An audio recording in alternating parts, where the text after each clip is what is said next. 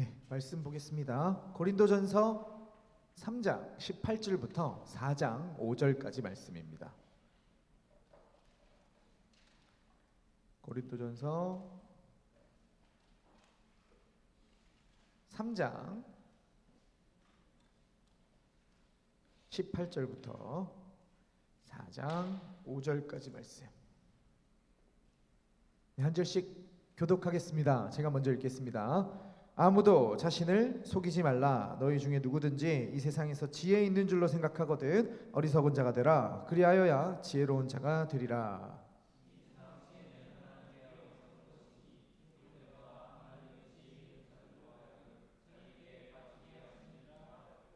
또 주께서 지혜 있는 자들의 생각을 헛것으로 하신다 하셨느니라.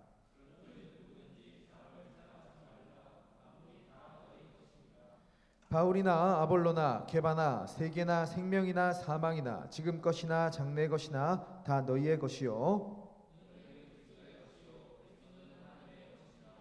사람이 마땅히 우리를 그리스도의 일꾼이요 하나님의 비밀을 맡은 자로 여길지어다. 너희에게나 다른 사람에게나 판단받는 것이 내게는 매우 작은 일이라 나도 나를 판단하지 아니하노니.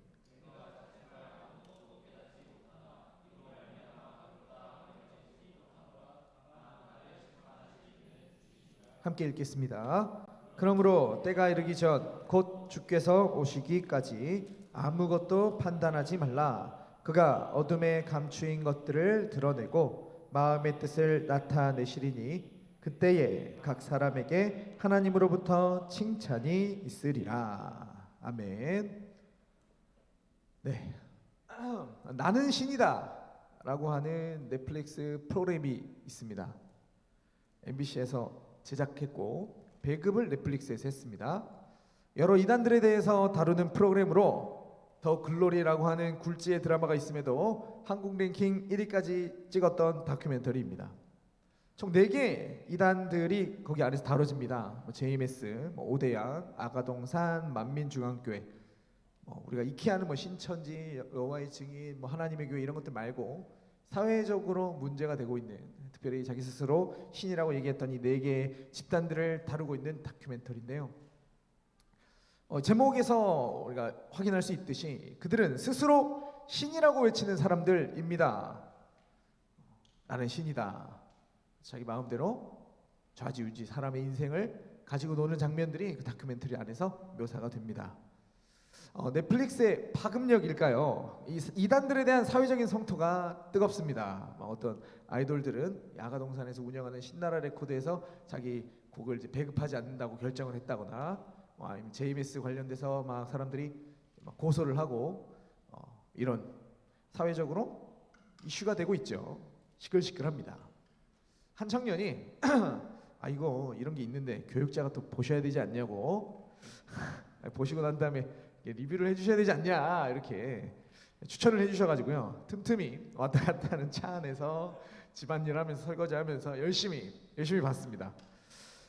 그리고 나서 교회 내에서 사람이 절대화되면 어떤 결과가 나타나는지를 이 내용들을 통해서 묵상을 하고 또 확인을 했어요. 처음부터 이 4명의 교주들이 자신들을 신이라고 천명했던 건 아니거든요. 다양한 이유가 있습니다. 누군가는 탁월한 리더십으로, 누군가는 눈에 보이는 치유 사역으로, 누군가는 여러 상황들로, 예를 들면 목회자가 나가고 갑자기 영적으로 무주공산이 된 거기에 개뿔 아무것도 모르는 집사 한 명이 내가 전도사다라고 하면서 아가동산에 그 이상한 여자가 그렇게 했다고 하더라고요. 네. 또 아니면 누군가는 처음부터 교주가 되기 위해서 치밀하게 각을 짜고 이 모든 것들을 만들어냈다거나, 어찌됐든 어떤 이유에서건 그들은 그 공동체 가운데서 절대화되었고 신이 되었습니다. 이처럼 이단이라고 하는 극단적인 상황을 굳이 상정하지 않더라도 교회 내에서 사람이 절대화되는 것은 사실 비일비재하게 일어나는 일입니다. 목회자가 절대화되고, 혹은 평신도 중에서 사람의 이름이 드러나고 그 이름으로 뭉쳐 계파가 형성되기도 하고, 목사파, 장로파, 리더십을 기준으로 나뉘어져 분열하는 일도 정말 안타까운 일이지만 오늘날 교회에서 참 자주 발견되는 일입니다. 그리고 이러한 일, 한국 교회 내에서 발견되는 이 안타까운 일은 교회 역사 가운데서 그리 특별한 일이 아니죠. 당장 오늘 본문에 이 1차적 독자였던 고린도 교회도 그러한 모습들이 있었다. 우리가 쭉 해서 공부해 오고 있지 않습니까? 그렇죠? 고린도 전서의 말씀들을 살펴오면서 고린도 교회의 상황들에 대해서 여러 번 제가 말씀드렸습니다. 고린도 교회는 사람을 중심으로 특별히 사역자들의 이름을 내세워 계파를 형성했어요. 각 집단마다 그 계파마다 걸어둔 슬로건들이 있었는데 어떤 계파는 나는 바울에게 속한 자다. 나는 아볼로에게 속한 자다. 나는 게바 곧 베드로에게 속한 자다. 심지어 어떤 사람들은 나는 그런 사람들이 아니라 그리스도에게 속한 자다라고 외치면서 다른 계파의 사람들과 분쟁하고 있었습니다. 그런 그들이었기 때문에 사도 바울은 오늘의 본문이 오기까지 계속해서 지금 그들의 그 분쟁의 문제를 다뤄가고 있는 중인 거죠. 세상의 시선에서는 미련한 것인 그리스도의 십자가, 하나님의 지혜를 설명했고, 그리고 실제적으로 이 하나님의 지혜가 적용된 고린도 교회의 그 구성원들의 모습들과 또 말씀 사역, 사도 바울 자신의 말씀 사역을 예로 들었습니다. 그리고 이어서 이제 밭의 비유, 건축물의 비유 등등을 들어서 사역자라고 하는 사람이 절대화될 수 없다는 것을 쭉 설명해 왔어요. 지난 설교들 유튜브에 잘 올려져 있습니다. 혹 다시 한번 점검해보고 싶으시다면 봐주시면 감사하겠습니다. 주례교회 청룡교구 유튜브 있으니까요. 구독자 18분입니다. 그렇죠? 여기 계신 분들 8분 이상인 것 같은데 어쨌든 찬양도 올리고 있고 막 이렇습니다. 많이 오셔서 봐주시면 감사하겠습니다.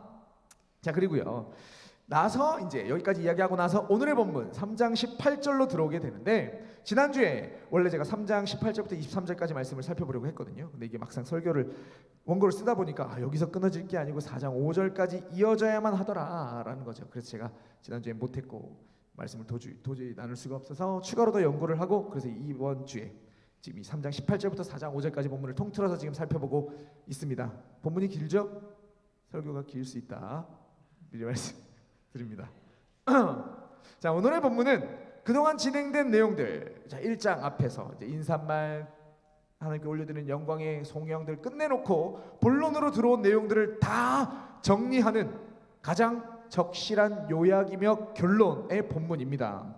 세상의 지혜가 어리석다라는 내용들이 18절부터 20절까지 등장하고요. 21절부터 23절까지의 내용에서는 사람을 중심으로 나누어져서 분열되어 있던 파당 문제로 다시 돌아갑니다. 그리고 4장 1절부터 5절은 그 파당의 핵심이 되는 사역자들, 하나님의 종들을 우리가 어떻게 봐야 하는지 이 2장 6절부터 3장 16절까지 본문을 다 되풀이하며 결론을 강화하는 거죠. 그래서 장절로 나누어져 있지만 이 3장 후반부와 4장 초반부 1절부터 5절까지 말씀은 묶어서 함께 보는 것이 옳다, 제가 말씀드립니다. 여기서 제가 한번 말씀을 드리고 넘어가는 게 좋을 것 같은데요. 이 성경의 장절 구분, 장이 있고 절이 있잖아요, 그렇죠? 이건 성경의 원문과는 하등 상관이 없어요. 물론 구약 성경, 히브리어 성경을 보시면 단락 구분은 되어 있습니다. 이건 아주 일찍부터 이루어진 작업으로 히브리 알파벳들로 이렇게 단락이 구분되어 있는 걸 확인할 수 있거든요.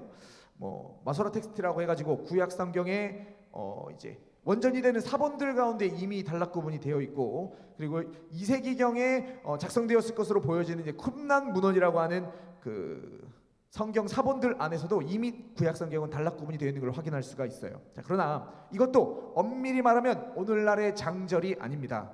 절은 없어요. 넓은 의미의 단락들만 툭툭 구분되어져 있을 뿐입니다. 오늘날 우리가 보고 있는 이 성경의 장절 구분은요 16세기에 와서야 이루어진 것입니다. 구약의 장구분은 스티븐 랭톤에 의해서 처음 등장했고, 제롬이라고 하는 학자가 그 구약의 성경을 라틴어로 번역하면서 흔히 이걸 불가타라고 얘기를 하는데요. 이를 받아들여서 14세기에 이제 구약의 장구분이 정착이 되었습니다.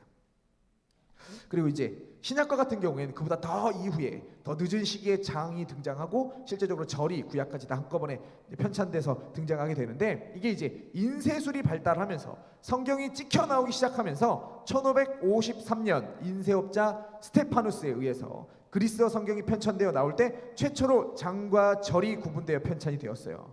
그러니까 장과 절이라는 게 16세기에 와서야 우리 성경에 포함되었다라는 걸 기억하시면서 성경 읽으실 때 너무 장절에 매이지 마시고 본문을 나눠 읽지 마시고 읽으시면서도 의미 단위로 한번 연결해 보려고 애를 쓰시면서 읽으시면 성경을 읽을 때 보다 더 큰 은혜가 되지 않을까 생각해 봅니다. 자, 아무튼 오늘의 본문은 그 의미 단위로 보았을 때 3장과 4장으로 나눠 읽기보다 3장 후반부 18절부터 4장 5절까지 이어서 보는 게 그 의미를 제대로 파악할 수 있다라는 말이고요. 자, 이것을 단적으로 보여주는 게 4장 1절의 첫 단어입니다. 4장 1절 한번 볼까요? 안 됩니까? 네, 넘어가 버렸다. 4장 1절 같이 한번 볼까요? 시작. 사람이 마땅히 우리를 그리스도의 일꾼이요 하나님의 비밀을 맡은 자로 여길지어다. 자, 여기 보세요. 우리 성경은 사람이로 시작합니다. 그렇죠? 헬라어 성경도 사람이로 시작할까요? 이제 경험치가 쌓이셔가지고 그렇지 않습니다. 헬라어 성경을 보시면요, 이와 같이라고 하는 접속사로 시작이 돼요. 단순히 그러므로라고 하는 그 접속사보다 더 긴밀한 연결을 보여주는 이와 같이라고 하는 접속사가 여기 첫 시작에 자리하고 있다라는 겁니다. 그래서 이것만으로도 앞단락과 연결해서 이 본문을 봐야만 하는구나 라고 생각을 해볼 수 있어요. 자, 여기까지가 서론이었고요. 자, 그래서 이 말씀이 어떤 말씀인지, 사도 바울이 뭐라고 지금 이 분쟁의 문제를 결론 내리고 있는지 본격적으로 본문을 살펴보겠습니다. 가장 먼저 사도 바울은 18절부터 20절의 말씀을 통해서 지혜의 문제를 되짚어요. 18절 말씀 천천히 같이 한번 읽어볼까요? 시작. 아무도 자신을 속이지 말라. 너희 중에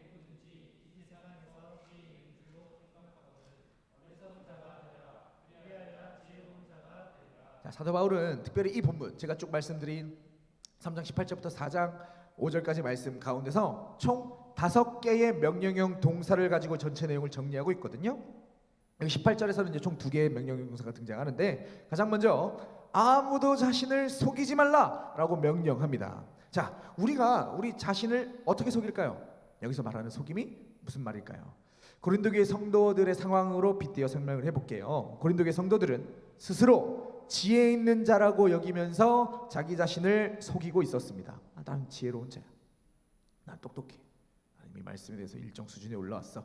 난 대단한 사람이야 라고 하면서 자기 자신을 속이고 있었다라는 거죠. 근데 사도 바울이 그들에게 얘기하는 거죠. 네 자신을 속이지 마라. 네 자신이 지혜 있는 자가 아니다. 내가 이미 일정 수준에 올라왔다. 내가 지혜 있는 자다. 주 안에서 그렇게 얘기하지 말라라는 말입니다. 왜? 내 자신이 지혜 있는 자가 아니라는 것을 받아들이지 않으면, 끝까지 자기 자신이 무언가 되었다고, 내 자신은 지혜가 있다고 자기 자신을 속인다면 그 사람은 결단코 하나님의 지혜를 얻을 수가 없기 때문입니다. 이건 너무나 당연한 말입니다. 사실 교회 내에서 많은 사람들이 이러한 모습을 가지고 있어요. 자기 자신이 뭐라도 된 것인 양, 자기 자신은 이미 지혜로운 사람이라고 여겨버립니다. 나는 잘 알고 있다. 내가 너무나 많은 지식을 가지고 있다. 말 그대로 스스로 지혜롭다고 자기 자신을 속이는 거죠. 이런 사람들에겐 결단코 말씀이 들어가질 않습니다. 자기 안에 자기 자신만의 것이 가득 차 있기 때문에 이른바 개똥 철학이라고 하죠. 자기께 꽉 들어차 있으니까, 스스로 나는 지혜 있는 자라고 속이고 있으니까, 심지어 이 강단에서 선포되는 목사의 말도 자신의 지혜로 왜곡해서 받아들이고 자신이 가지고 있는 것으로 판단하고 밀어내고 듣지 않는 사람들이 안타깝게도 교회 내에는 많습니다. 대체로 이런 모습들은 교회 생활을 시작한 지 얼마 안 된 사람들보다는 오랫동안 교회 내에서 신앙생활을 해온 사람들에게서 발견됩니다. 우리 때는 말이야, 내가 젊었을 때는 말이야, 그때는 이랬고 저랬고 나 다 이거 공부한 거야, 다 아는 거야. 너 좀 틀리게 얘기하네. 내가 배운 거랑 다른데. 이런 거, 자신이 경험한 것, 자신에게 주어진 그 알량한 것들을 전부로 여겨서 끊임없이 쏟아지는 말씀 앞에 아무런 반응도 보여주지 않는 거죠. 실로 안타까운 모습이죠. 여러분은 어떻습니까? 스스로 속이고 계시지 않습니까? 나는 지혜로운 자다. 나도 알 만큼 안다. 판단하고 계시진 않을까요? 이런 사람들에게 사도 바울은 또 하나 명령형 동사를 던지죠. 계속해서 18절 말씀 보시면 어리석은 자가 되라 라고 이야기를 합니다. 이 세상에서 스스로 지혜 있는 줄 착각하고 있는 너희는 스스로 어리석은 자가 되어야 된다. 나는 바보다. 나는 어리석다. 스스로 그렇게 되어야 한다. 그래야 비로소 지혜로운 자가 될 것이다 말씀하고 있어요. 여기 스스로 어리석다 여기는 거, 이건 나의 모자람을 인정하는 것이고 자기 자신의 마음의 방을 비우는 겁니다. 비워야 채우죠.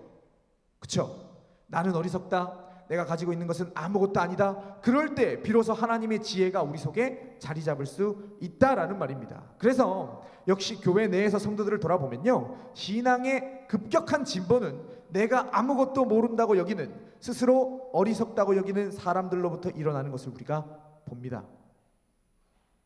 그러다가 신앙의 연수가 차고 자신을 스스로 지혜롭다고 여기는 그 순간부터, 즉 자신의 마음의 방에 자기 자신의 지혜가 점차 자리 잡기 시작하면서 하나님의 지혜가 쏟아질 공간은 점차 줄어들게 되고, 그렇게 점차 신앙생활의 성장이 더뎌지고 결국 마지막에는 스스로 나는 지혜롭다고 여기는 지경에 도달하게 되는 거죠. 그렇기에 신앙의 연수가 오래된 분들, 이미 오랫동안 믿음을 가져온 분들일수록 더더욱 스스로 어리석은 자가 되어야 합니다. 그래야 비로소 끝까지 성장할 수 있어요. 우리 신앙의 진보가 멈추지 않을 수 있습니다. 내 자신의 개똥 철학이 아니라요, 하나님의 지혜가 마음껏 쏟아지는 것을 다 받아낼 수 있는, 그걸 넘치는 것을 경험하는 기쁨을 그때 비로소 누리게 되실 것입니다. 이어서 사도 바울은 두 가지 말씀을 인용하면서 방금까지 제시한 자신의 주장을 공고히 합니다. 19절과 20절 말씀. 이 세상 지혜는 하나님께 어리석인 것이니 기록된 바 하나님은 지혜 있는 자들로 하여금 자기의 꾀를 빠지게 하는 이라 하셨고, 또 주께서 지혜 있는 자들의 생각을 헛것으로 아신다 하셨느니라. 여기 이 말씀들 두 구절인데요, 욥기 5장 13절과 시편 94편 11절 말씀입니다. 이 두 구절을 통해서 왜 우리가 스스로를 지혜롭게 여기서는 안 되는지, 왜 어리석은 자가 되어야 하는지를 확실히 하죠. 왜 그렇다는 거죠? 하나님은 지혜 있는 자들을, 내가 스스로 지혜 있다고 생각하는 그들의 지혜를 통해 그 지혜 가운데 자기가 만든 그 꾀 안에 스스로 빠지게 만드시는 분이다. 그리고 스스로 지혜 있다고 여기며 자신이 막 떠받들고 있는 자신들의 지혜는 하나님의 입장에서 헛거라는 거예요.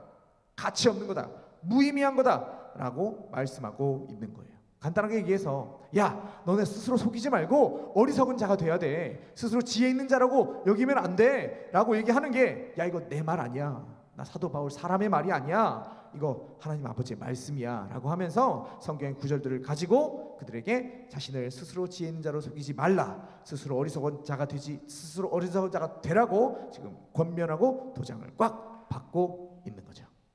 그리고 이어서 사도 바울은 21절에서 세 번째 명령을 이어갑니다. 세 번째 명령, 그런즉 누구든지 사람을 자랑하지 말라.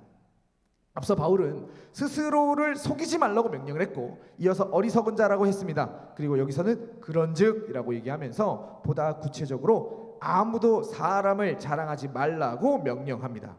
스스로 지혜 있다고 여겼던 고린도 교회 성도들이 자기 자신들의 지혜를 드러내는 수단은 다름 아닌 사람을 자랑하는 거였으니까요. 계속해서 제가 말씀을 드리고 있습니다만, 그들은 특정한 교역자들, 바울, 아볼로, 게바와 같은 이들을 자신들의 잣대로 판단해서 자신이 우수하다고 생각하는 사람을 중심으로 계파를 형성했고, 그들의 이름을 통해서 자기 자신들이 지혜 있는 자들하고 자랑을 했습니다. 즉 그들이 자랑하는 그들의 스승들, 바울, 아볼로, 게바는 결국 자기 자신을 자랑하기 위한 수단들에 불과했던 것이죠. 그러면서 앞선 1장, 고린도전서 1장 28절부터 31절의 내용을 사도 바울이 반복하면서 사람을 자랑하지 말라라고 명령을 하고 있는데요, 특별히 1장 31절 말씀 한번 보시면요, 기록된 바 자랑하는 자는 주 안에서 자랑하라 함과 같게 하려 함이라. 제가 이 구절 설교하면서 주 안에서 자랑하는 게 뭐라 그랬을까요? 주님 안에서, 믿음 안에서는 아무것도 자랑해도 된다. 내가 주 안에 서면 이것도 자랑하고 저것도 자랑해도 된다. 제가 그렇다고 말씀드렸을까요? 크게 말씀하시면 됩니다.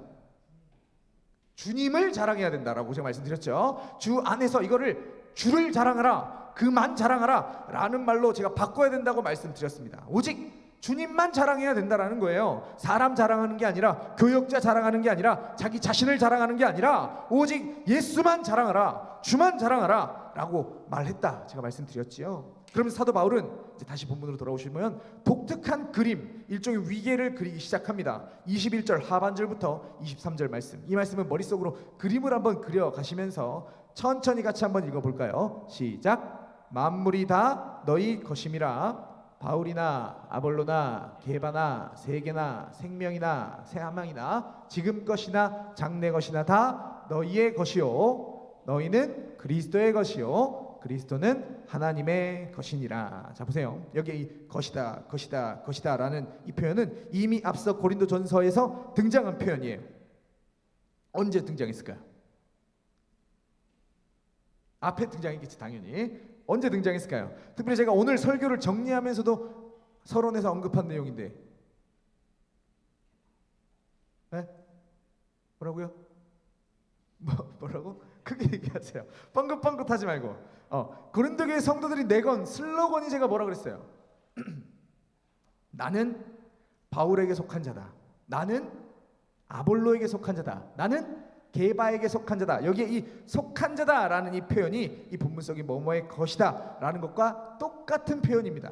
번역이 좀 달라가지고 이게 전혀 다르게 느껴집니다만 똑같은 거예요. 그러니까 앞선 구절과의 그 형태론적 동일성을 유지하며 이 본문을 우리가 방금 읽은 21절 후반절부터 23절까지 말씀을 번역을 해보자면 이렇게 되는 겁니다. 만물이 다 너희에게 속했다. 바울이나 아볼로나 게바나 세계나 생명이나 사망이나 지금 것이나 장래 것이 다 너희에게 속했다. 그리고 너희는 그리스도에게 속했고 그리스도는 하나님께 속했다. 자, 그들이 스스로 내건 슬로건을 그대로 가져와서 그들의 소속을 재정립하고 있습니다. 먼저 고린도교회 성도들이 생각했던 것처럼 이거 PPT 한번 띄워주실래요? PPT가 준비되어 있습니다. 네, 이거 없애버려야겠다. 제 없애주세요. 감사합니다. 네, 네, 먼저 고린도교회 성도들이 생각했던 것처럼 각자가 바울이나 아볼로나 게바에게 속한 것이 아니라 오히려 그들이 그 사역자들이 그들에게 속했다라고 이야기를 하죠. 바울도 아볼로도 게바도 너희에게 속한 것이다 얘기를 하고요. 그뿐 아니라 세계도 생명도 사망도 현재 지금 것이나 장래 것 미래까지 현재와 미래까지 다 너희에게 속했다. 만물이 다 너희에게 속했다라고 이야기를 합니다. 자, 그럼 이걸로 끝입니까? 아니죠. 이어지는 내용이 더 중요해요. 만물이 그들 속에 속한 이유를 규정하고 있는 본질적인 내용이 그 이어지는 23절에서 이어지는 거죠. 만물이 너희에게 속할 수 있는 이유, 바울, 아볼로, 게바, 세계, 생명, 사망, 현재, 미래가 너희에게 속할 수 있는 이유는 너희가 그리스도께 속했기 때문이고 그리스도가 하나님께 속했기 때문이다 라고 얘기하고 있는 겁니다. 특별히 이 본문 가운데서 우리가 이 바울의 말 가운데서 주목해야 되는 건요, 앞선 그들의 슬로건은 나는 누구에게 속한다 라고 말하면서 나는 그들 개개인이 누군가에게 소속되었다는 것을 말했는데, 이 본문에서 바울은 복수형을 사용해서 너희는 이라고 하면서 그 수많은 나를 하나의 덩어리로 보고 있다라는 거예요. 즉 만물이 나에게, 여러분 개개인에게 속한 것이 아니라 그리스도께 속함으로 하나님의 것이 된 자들, 너희에게, 교회에게 만물이 속했다. 다시 이 교회라고 하는 하나의 공동체를 선포하고 있는 겁니다. 따라서 예수를 믿음으로 교회의 구성원이 된 사람들은 이제 자신들에게 주어진 모든 것을 교회라고 하는 하나님께 소속된 속한 그리스도께 소속된 독특한 공동체를 통해서 이해해야 하는 거죠.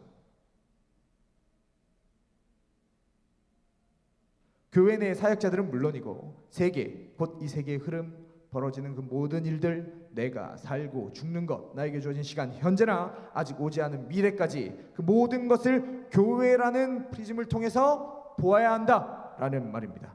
오늘날 우리는 교회라고 하는 이 공동체가 참 중히 여겨지지 않고 있는 시대를 살아가고 있습니다. 서구에 개인주의가 팽배해지면서 이거 없애주셔도 됩니다.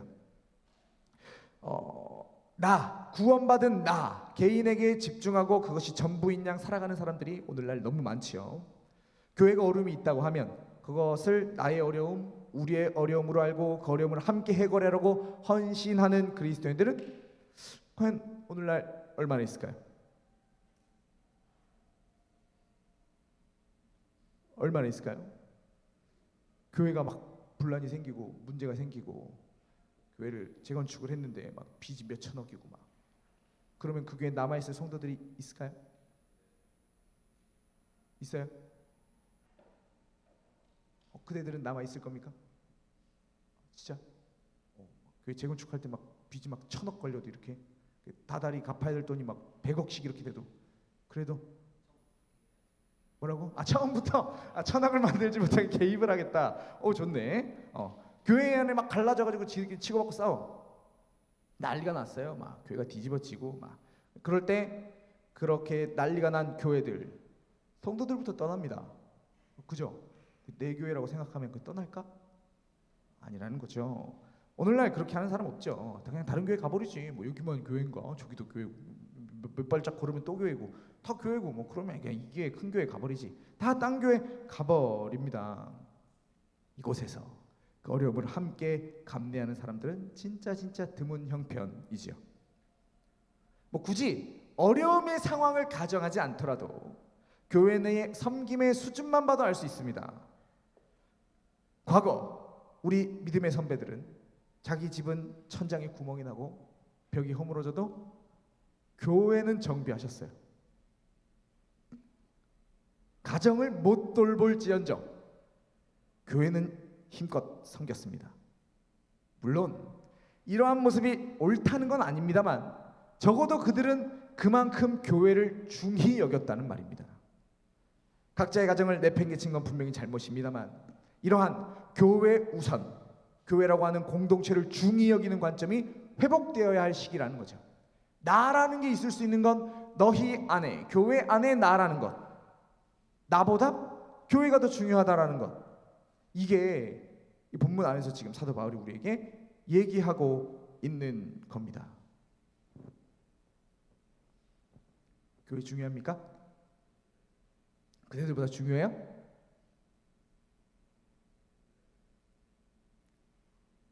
자, 그리고 사도 바울은 마지막으로 그들이 붙잡고 있었던 그 사역자들을 뒤흔들어 버리죠. 그들이 계파를 형성하고 있었던 그 사역자들을 어떻게 봐야 되는지를 권면하기 시작합니다. 4장 1절 말씀 보실까요? 사람이 마땅히 우리를 그리스도의 일꾼이요 하나님의 비밀을 맡은 자로 여길지어다. 자, 여기서 또 명령형 동사가 등장을 하네요. 여길지어다. 여길지어다. 제가 앞서 말씀드린 것처럼 이와 같이라는 단어로 시작을 하는 겁니다. 그리고 나서 여길지어다라는 명령형 동사가 등장을 하는 거죠. 근데 뭐를 여기래요? 본문 보시면 뭐를 여기래? 하나님의 비밀을 맡은 자로 여기래요? 뭐를? 우리를 그리스도의 일꾼으로 여기고 우리를 하나님의 비밀을 맡은 자로 여기래요. 자, 그럼 여기에 우리가 누굽니까? 뭔데요, 우리가? 바울과 게바와 뭐 아볼로 같은 거, 교회의 사역자들이죠. 이 사역자들을, 저와 같은 목사들을 그리스도의 일꾼으로 그리고 하나님의 비밀을 맡은 자로 여겨라 라고 얘기를 하는 겁니다. 여기서 참 인상적인 게 있는데요, 그 사역자들이 교회의 일꾼이 아니라, 너희의 일꾼이 아니라 그리스도의 일꾼이라고 하는 표현이에요. 앞선 내용과 지금 이와 같이라는 단어를 통해서 지금 연결되어 있다고 제가 말씀드렸잖아요. 그렇죠? 너희에게 속한 그 사역자들이 그들의 곧 그 교회의 일꾼이어야 할 것 같은데, 그 흐름상 그게 당연할 것 같은데 뒤집어가지고 너희의 일꾼이 아니라, 교회의 일꾼이 아니라 그리스도의 일꾼이라고 묘사하고 있다라는 겁니다. 그렇습니다. 교회의 사역자는, 저와 같은 목회자는 교회의 일꾼이 아닙니다. 그리스도의 일꾼입니다. 뭐 그게 같은 말이지 그렇게 생각하실까요? 무슨 차이가 있을까요? 교회의 일꾼인 목사와 그리스도의 일꾼인 목사, 어떤 차이가 있을까요? 큰 차이가 있습니다. 사역의 방향성이 완전히 달라지죠. 갈라디아서 1장 10절 말씀 같이 한번 읽어볼까요? 시작. 이제 내가 사람들에게 좋게 하랴 사람들에게 기쁨을 구하랴 내가 지금까지 사람들의 기쁨을 구하였다면 그리스도의 종이 아니니라. 사람들에게 좋게 하는 것이 아니라 하나님께 좋게 하는 것, 이게 그리스도의 종들, 그리스도의 일꾼들이 보여주는 모습입니다. 그러면서 사람들의 기쁨을 구한다면 그리스도의 종이 아니래, 오직 하나님의 기쁨만을, 그분만을 좋게 하는 것들이 그리스도의 종들, 사역자다라고 이야기를 하고 있습니다. 이거 본문 보면서 이렇게 얘기하는 사람들도 있어요. 뭐 하나님도 좋게 하면서 두루두루 사람도 좋게 하면 되지, 뭐 굳이 이걸 이원론적으로 나눠가지고 뭐 아니면 도다, 이거 아니면 저거다, 흑 아니면 백이다, 이렇게 굳이 적용을 해야 되느냐? 근데 본문을 보세요. 둘 다 좋게 하는 듯한 뉘앙스가 담겨 있는지, 내가 지금까지 사람들의 기쁨을 구했다면, 내가 그걸 단 한 번이라도 바라봤다면, 그게 내 사역의 방향이 단 한 번이라도 그것으로 쫓아갔다면 나 그리스도의 종 아니야? 사도 바울이 단호하게 얘기하고 있습니다. 하나님을 좋게 하든지 아니면 사람을 좋게 하든지 양쪽에 단 하나밖에 선택할 수 없다라는 말이 이 본문 안에 담겨 있는 겁니다. 왜 그럴까요? 하나님도 좋게 하면서 사람들도 좋게 하면 참 좋을 것 같은데 왜 이게 양자택일의 문제가 되는 걸까요? 왜 그렇죠?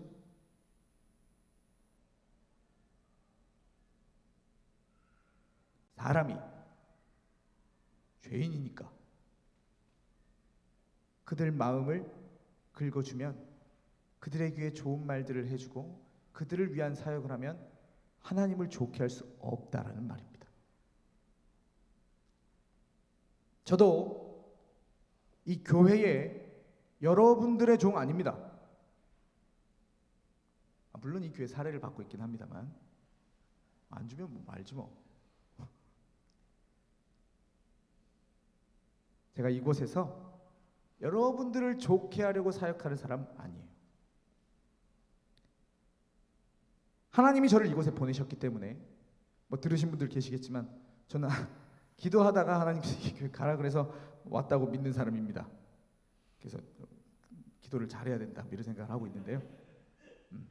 네, 기도할 때 이렇게 아무나 담임 목사님이 전화 주신데 아무 교회나 가겠다, 내가 절대 이력서 넣지 않고 주님의 종이 여기 있사오니 나를 보내소서 이러면서 그 교회에서 나를 이런 방구 아무것도 모르는데 목사님 오십시오 라고 하면 제가 어느 교회든 가겠습니다. 아골골짝 빈들에도 가겠다고 그렇게 기도를 했습니다. 이광주 목사님이 전화를 주셨어요. 뭐라고? 희한하죠? 이력서 넣지 않았는데 오라고, 오시라고, 목사님 오십시오. 제가 그때도 와이프한테도 얘기했었는데, 제가 사무 간사님한테 전화 왔으면 안 간다 그랬을 거야. 그때 제 믿음이 그랬습니다. 담임 목사가 부르면 간다, 어느 교회든 간다. 이광주 목사님이 전화를 주셨습니다. 오라고. 네, 그래서 와가지고 뭐 사례가 얼마입니까? 무슨 일을 맡습니까? 이런 방구 다 안 물어봤어요. 그냥 그때 목사님께 말씀드렸습니다. 제가 이렇게 기도를 했는데 목사님 전화를 주셨습니다. 네, 열심히 하겠습니다. 그리고 면접할 때 이력서를 드리고 그래도 이런 사람인 걸 아셔야 되니까 그때 가서 이력서 드리고, 그동안 이런 사역 해왔다고, 뭐 하면 되냐고, 그럼 제가 디모데를 맡은 건데요. 하나님이 저를 이곳에 보내셨기 때문에 그분을 위해서 하는 사역입니다. 그분을 기쁘시게 하기 위해서 이 사역을 감당하고 있습니다. 여러분들도 저를 그렇게 여겨 주십시오. 저 여러분들의 종 아닙니다. 여러분들을 섬기는 자리에 서 있긴 하지만 저는 그리스도의 종입니다. 그리스도의 일꾼입니다. 날 섬기는 사람이다가 아니라 그리스도께서 나를, 이 교회를, 이 청년 교구를 섬기라고 보내신 사람으로 저를 여겨주셨으면 좋겠습니다. 자, 그리고 그리스도의 일꾼인 사람들이 보이는 당연한 모습이 있어요. 그리스도를 바라보면서 사역하는 사람들, 오직 하나님만 좋게 하기 위해 사역하는 사역자들이 보이는 모습은 반드시 하나님의 말씀을 신실하게 섬기는 것으로 드러납니다. 당장 이 고린도전서 4장 1절 말씀 다시 보셔도 그냥 그리스도의 일꾼 아니죠. 그리스도의 일꾼으로만 여겨라 아닙니다. 그렇죠? 하나님의 비밀을 맡은 자로 여겨라 라고 얘기를 합니다. 여기 이 비밀이라는 단어도 앞서 제가 이게 지금 결론이고 요약이니까 앞서서 다 다뤘던 내용이거든요. 어디서 등장했을까요? 답이 나오지 않을 걸 압니다. 고린도전서 2장 1절에 보시면 거기에 등장하는 단어인데 하나님의 증거라고 번역된 단어, 이거 제가 번역 잘못했다고 말씀드렸죠. 이거 비밀로 번역해야 되는 겁니다. 이 단어, 이 미스테리온이라는 단어, 이게 뭐냐? 감추어져 있으나 드러나게 된 것. 예수 그리스도의 복음의 말씀, 곧 계시의 말씀, 오늘날로 적용적으로 얘기하자면 성경을 말하는 겁니다. 이걸 신실히 섬긴다. 즉 청중이 듣기 싫어도 인기가 없어도 그 말씀으로 사역하는 자, 그들이 바로 그리스도의 일꾼 된다라는 겁니다. 그리고 그들에게 요구되는 것이 바로 충성이고 신실함이죠. 세상을 바라보지 않고 철저하게 말씀으로만 사역하는 사람들, 오직 그분께만 충성하는 것, 사람들의 기질에 맞추어 그들의 귀를 긁어주는 설교를 하는 것이 아니라 하나님의 말씀을 가감없이 전하는 것. 그래서 욕을 먹더라도 심지어 쫓겨나더라도 해야 할 하나님의 말씀을 전하는 것, 그게 바로 그리스도의 일꾼인 오늘날의 목사들입니다. 그 정도 가오 없으면 목사하면 안 되지. 살해 주더라도 장로님 죄 지었다고 그렇게 하시면 안 된다고, 이건 죄입니다 설교할 수 있는 사람, 내일 쫓겨나서 당장 이제 길거리에 내앉더라도 처자 식구와 함께 할 말을 하는 사람, 하나님의 말씀을 섬기는 사람, 그게 그리스도의 일꾼이다라는 말입니다. 그래서 목사가 목숨 걸어야 할 사역은 말씀을 전하는 사역입니다. 여러분들이 제가 말씀을 잘 준비할 수 있도록 도와주셔야 합니다. 청년교구 안에도 당연히 그렇고 전체적으로 주의 교회 안에서도 그렇죠.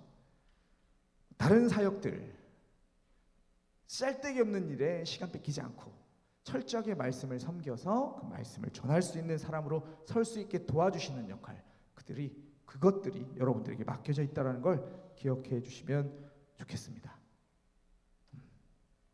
다 그렇게 하지, 목사들이 그렇게 안 하는 사람들이 어디 있어 하실까요? 그런 사람 많습니다. 설교 가운데 청중들에게 들리는 설교를 한다는 이유로 본문 읽어놓고 딴소리하고 본문 가운데 제시되어 있는 심판이라 죄에 대한 것들 책망하지 않고 마냥 덮고 가는 목사들 부지기수입니다. 저도 매번 설교를 쓰면서 그러한 충동이 일어납니다. 이건 조금 청년들한테 거슬릴 것 같은데, 이건 유튜브에 올라오고 혹시나 다른 성도님들 들으시면 너 이게 쫓겨나는 거 아니야? 이런 거 뺄까? 이렇게 조금 유하게 바꿔볼까? 그런 충동 저도 일어나거든요. 네, 기도해 주셔야죠. 저를 위해서.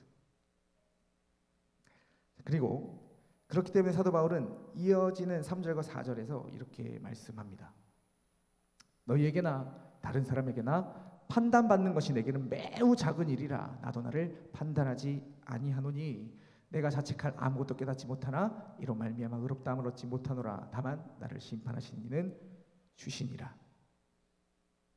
너희가 나를 판단하는 것, 저 목사님 별로 사랑이 없어, 제대로 못하는 것 같아, 우리 두루두루 다 못 돌아보는 것 같다, 이렇게 사역자를 판단하는 것 저한테는 매우 작은 일이 되어야 하겠지만 물론 사람이 작아서 휘청휘청하긴 합니다.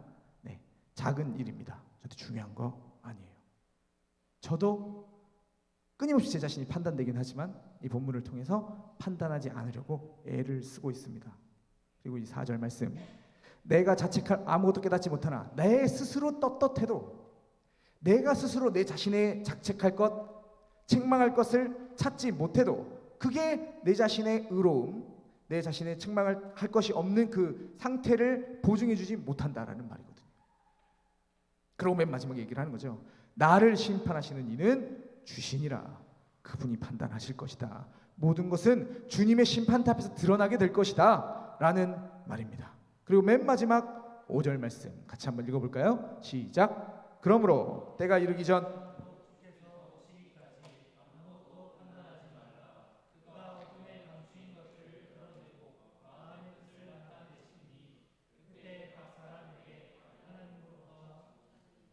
칭찬이 있으리라. 네, 감사합니다.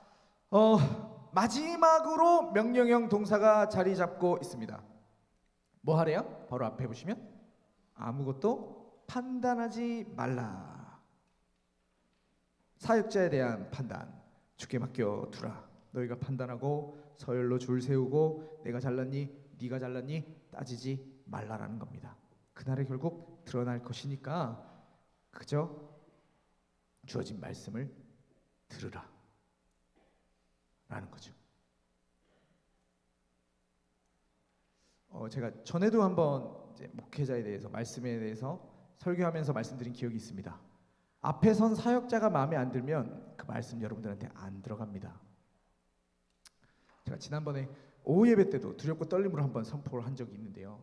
수도꼭지가 마음에 안 드는 게 있어요. 물이 너무 마른데 수도꼭지 앞에 갔는데 얘가 영 이상하게 찌그러져 있는 거예요. 마음에 안 들어서. 그래서 물을 틀었는데 물 나오는 모양도 이상하고 그래가지고 물을 안 마셔요. 그럼 누구 손해예요? 안 마신 내 손해입니다. 사역자가 마음에 안 들어. 죄송합니다. 마음에 안 들 수 있습니다. 그런 사람이니까. 그런데 그 사람 마음에 안 든다고 그 사람이 입술로부터 선포되는 말씀을 가감해서 듣고 잘라서 듣고 안 듣고 그럼 누구 손해냐고. 자기 손해라는 거죠. 네 손해라는 겁니다. 그러니까 이 땅에서 사역자에 대한 판단을 미뤄두라는 거예요. 하지 말라는 거예요. 강단에서 선포된 말씀이라면 받으라는 말입니다. 그래야 사니까. 그래야 내가 교회로서 살아갈 수 있으니까. 앞서 제가 세상의 모든 것들이 다 교회에게 속했다. 그리고 교회의 관점으로 세상의 모든 것들을 판단하고 이해해야 된다 제가 말씀드렸어요. 그렇죠? 그런 관점이 필요하다라고 했습니다. 자, 그러면 교회의 관점이 뭔데요? 교회를 통해서 세상을 어떻게 보는데요?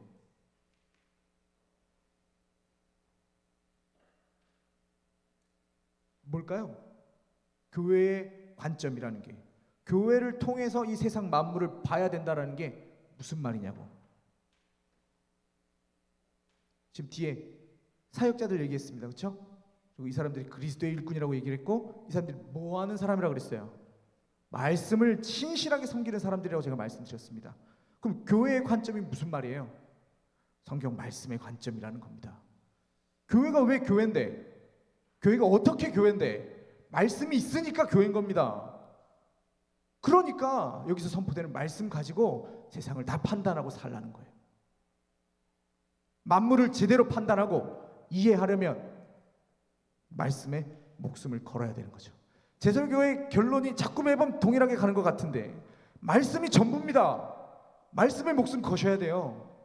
그러기 위해서 제가 사역하고 있는 거고 여러분들에게 지금 이 시간에 이 귀한 시간 할애해서 설교를 하고 있는 겁니다. 개혁주의 예배 핵심은 누누이 말씀드립니다. 말씀입니다.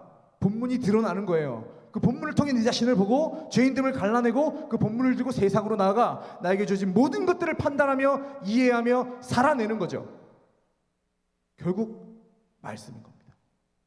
그러니까 이 말씀 듣는 시간 사모해 주셔야 되고요. 말씀 전할 목사를 위해서 기도해 주셔야 되고 또 이거 듣고 그냥 땡치지 말고 삶의 자리로 가져가셔서 말씀 붙들고 판단하면서 실제로 살아내셔야 되는 겁니다. 사역자가 마음에 안 들어도 판단은 주님의 심판대로 밀어놓고 제가 지난주에 설교 드렸죠. 그렇죠? 어차피 다 불 지나가고 나서 그 사역자들이 빨개 벗고 있는지 어떻게 사역했는지 거기서 다 드러날 거라는 거야. 열심히 사역했고 교회가 10,000명인데 성도가 2-3명 예수 믿는 사람들이 100명, 1000명 안 될 수 있다라는 거예요. 다 그때 드러날 거니까 일단 밀어두고 들리는 말씀 붙들고 살라는 말입니다. 결국 말씀이다. 말씀이다. 말씀이다. 마지막으로 말씀드리며 설교를 마치고자 합니다. 말씀을 사모하시고 찬양팀들 등단해 주시고요. 말씀을 전하는 저를 위해서 기도해 주시고 말씀을 듣는 이 자리 지켜주십시오. 이 자리에 앉으셔서 말씀을 들어봐 주십시오. 그리고 말씀으로 매일의 삶을 살아내시기를. 말 그대로 말씀이 흥황하는 우리 청년교구 공동체가 되기를 주님의 이름으로 축복합니다.